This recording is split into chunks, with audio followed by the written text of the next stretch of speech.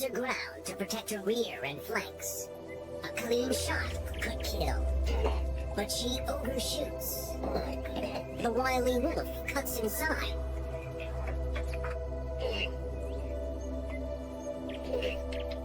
His teeth sink into the triceps at the top of the forelimb. A severe wound would make her lame, unable to escape.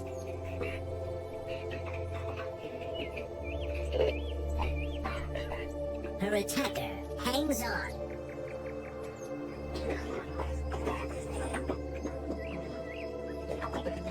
She finds deeper water and sinks to her knees to submerge her opponent.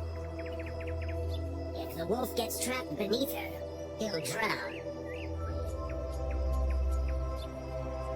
She's a moose on the loose once again. This ambitious go-getter was ultimately out of his depth.